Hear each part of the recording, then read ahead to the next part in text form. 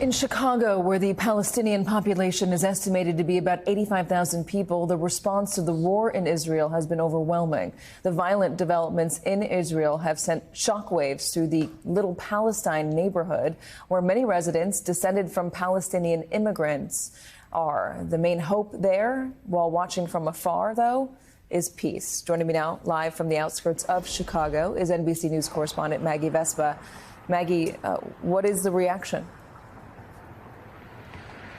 Katie, in a word, pain. I mean, pain like we've been hearing on our air throughout the morning. It's no different here. Just to set the stage a little more, you're right. This is the Little Palestine neighborhood in Bridgeview, Illinois. It's a suburb about 30 miles southwest or 30 minutes southwest of Chicago. And you can see, just like this restaurant behind me, the signage here is in Arabic. This is a vibrant hub for the Palestinian community, which, and the estimates are rough, some scholars put it, when you wrap in descendants of Palestinian Americans, closer to 200,000 people in the Chicago metro area. And that's according to some. So numbers a bit all over the board. But suffice it to say, you know, a lot, again, of just painful conversations inside this restaurant. We also talked last night to people at a local mosque. Among the sort of consensus sentiments that we heard, a lot of people saying no one wants to see the brutality and the violence that we're seeing on full display in that part of the world.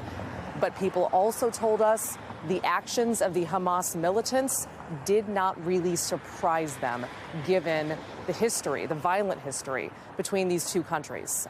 People also told us that they have loved ones in the so-called open-air prison that is the Gaza Strip, and some told us they don't know at this point if their loved ones are okay. Everyone we talked to say they're very afraid for what could be coming down the road. So again, this is the perspective of Palestinian Americans here in Little Palestine in the Chicago area. Take a listen for yourself to some of what we heard. The response was not unexpected because, you know, provocations day after day, time after time, it was nonstop, and it seems like the Netanyahu government is not willing to bring any peace to the region. For me, it was kind of conflicting because, you know, I'm half Palestinian, my mom's half American, so it was like it's conflicting for me because you have people in there and innocent bystanders that'll be involved in it, but at the same time, it's like, you know, what other choice did they have?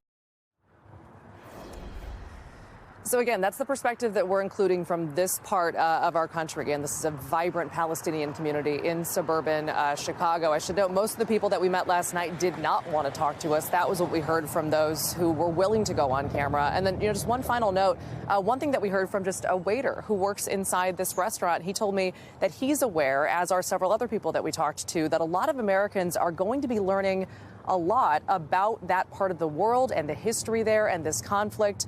The history of the conflict in real time, to the point that, again, here in Little Palestine, he says during normal times, prior to this weekend, he often talks to his tables as he's waiting on them throughout the evening and says, "Are you aware of what's going on in that part of the country?" And I said, "How often do people say yes? Like, how often do they know?" And his answer, Katie, was almost never.